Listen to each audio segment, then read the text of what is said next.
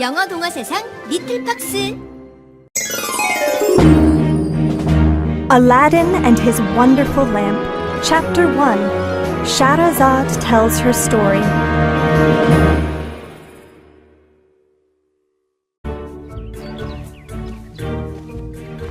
I am Shahrazad, the wife of the King of Persia. I am not the king's first wife.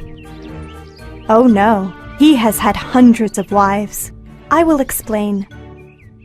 For years, each and every day, the king would marry a beautiful young woman. Then, the very next morning, he would order her to be killed. The people in the kingdom became very angry at this. Mothers and fathers cried, and all the young women shook with fear. No one wanted to marry the king. But, unfortunately, a king may do whatever he wants. One day, it was my turn, and I became his bride. But, as you can see, I am still alive. On the night of the day we were married, I kissed the king and said, "Shall I tell you a story to pass the time, sire?" I love stories, he said. So I told him a very good tale full of adventure. And the king listened all night. When I came to the end of the story, the king clapped his hands and said, "Oh, what a fine story. Please, tell me another one right now." Just then, the sun peeked through the window and a rooster crowed. "I am sorry, husband," I said.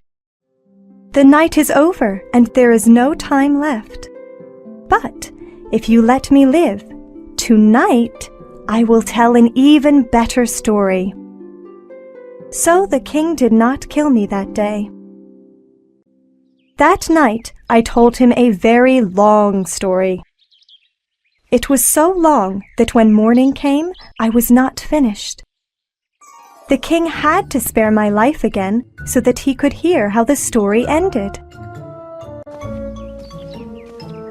So it has gone on night after night.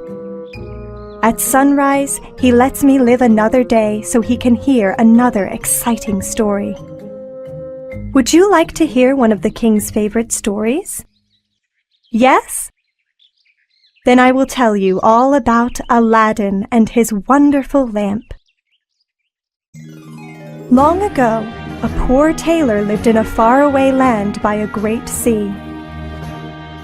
This tailor had a son named Aladdin, who wanted to do nothing but play. When Aladdin was 10 years old, the tailor said, "Son, you must learn a trade. I will teach you to be a tailor like me." I don't want to work, Aladdin grumbled. Every time the tailor turned his back, Aladdin would run out the door to play. "Come back!" The tailor called, but the boy would not obey. Aladdin's father was so sad that he became ill. He soon died of a broken heart.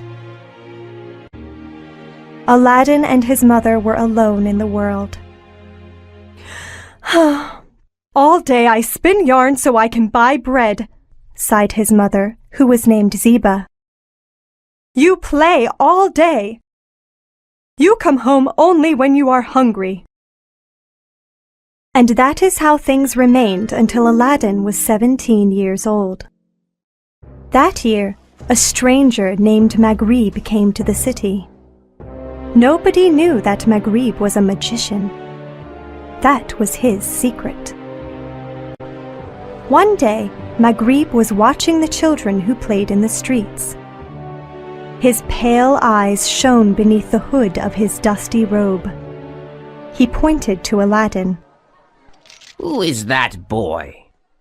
He whispered to a nearby child. Who is his father? "That's Aladdin," the child said. "He's the tailor's son." Maghrib asked many questions. He learned everything about Aladdin. Then he smiled. My search is over. said the magician. I have found him.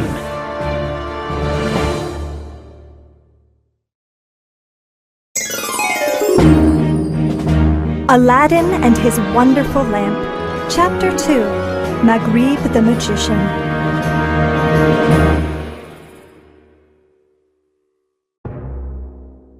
Maghrib was certain that Aladdin was the right boy.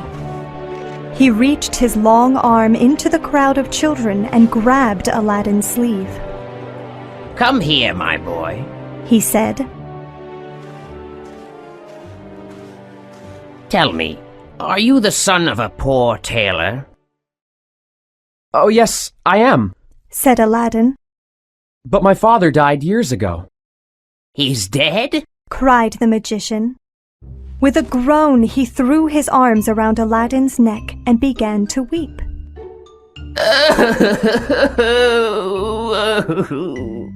Why are you crying? Asked Aladdin, his eyes wide with surprise. Did you know my father? Did I know him? Exclaimed the magician.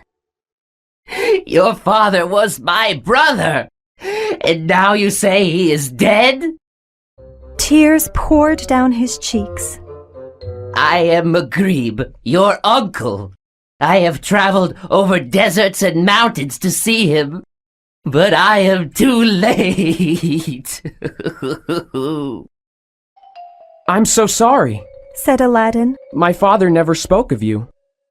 The moment I saw you, I knew you were my brother's son. Murmured Maghrib, still weeping. You look just like him. Your handsome nose, your black eyes. He squeezed Aladdin closer to his chest. Oh, my child, I must accept God's will and take comfort that you, my own nephew, are alive and well. Now, tell me, where do you live? Where is your mother, my brother's wife? Aladdin led Maghrib to a street of crooked houses made of mud and wood. Just go to the end of the road and you will be at our door. Instead, Maghrib reached into his sleeve and brought out 5 gold coins. Go, He said. take these to your mother and tell her that your uncle has come. This evening, I will visit my brother's house. Tell your mother to prepare a fine meal for us all. I will happily do as you say, my uncle. Said Aladdin, amazed at the coins in his hands. He had never seen so much money, and he ran home as fast as he could. When Aladdin arrived, his mother was busy spinning yarn. She was surprised to see her son. "I never see you except at mealtime," she said, "and supper is hours away. What do you want from me?" Mother, he cried. I have great news. I bring greetings from my uncle. "Uncle?" said Zeba. "You have no uncle!" Listen, replied Aladdin. it is true. The boy told her everything that had happened and all that Maghrib had said. Then Aladdin gave his mother the coins. They sparkled in her hand. "Your father never spoke of a brother," she said. "Is it possible?" Yes, Mother. said Aladdin.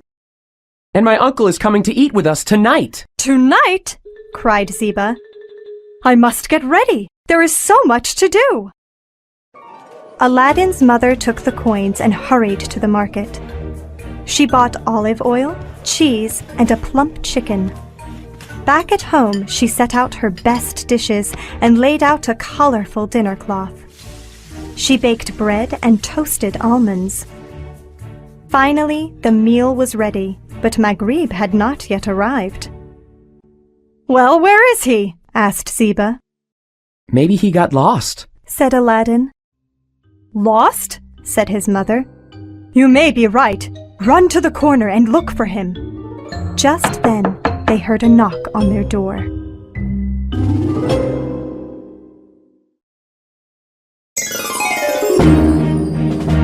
Aladdin and His Wonderful Lamp.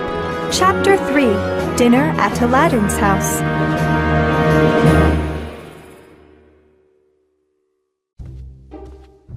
Aladdin opened the door and the magician stepped into the house. Aladdin, son of my brother. Said Maghrib. He placed a basket of figs into Zeba's arms, bowed low, and said, Wife of my brother, a small gift. Then he looked around the room. Tell me, He said. where did your husband once sit? Zeba pointed to a cushion by the wall. Oh, my poor brother! Maghrib cried out and collapsed into a heap on the cushion. This looks like true sadness, whispered Zeba, and she rushed to her guest. There's no need to be so distressed, she said. Come, let's eat. Aladdin helped the magician stand up, and his mother carried in the food. Then, while they sat and ate, she began to question Maghrib. Sir, why have I never heard of you before this day? It is no surprise to me, Answered Maghrib. I left this town, my birthplace, 40 years ago.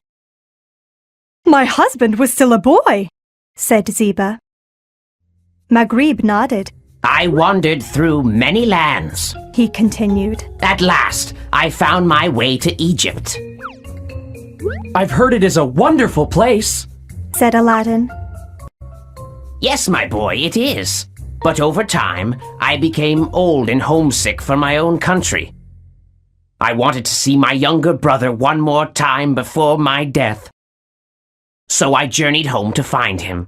But I'm too late. Maghrib began to sob. We cannot escape the will of God, said Zeba. Here, poor man, eat a bit more. It will make you feel better. Maghrib took another serving from a big dish. I am comforted. He said. Even though my brother has gone, he still lives on in this boy, Aladdin. Maghrib put his hand on Aladdin's shoulder. Nephew, you are the head of this house. He said. What work have you learned to do? How do you take care of your good mother? Feeling guilty, Aladdin looked at his mother. He has learned nothing, the widow said angrily. Nothing at all. All day he plays games in the streets. His father died of sadness because this boy would not work. Then she burst into tears.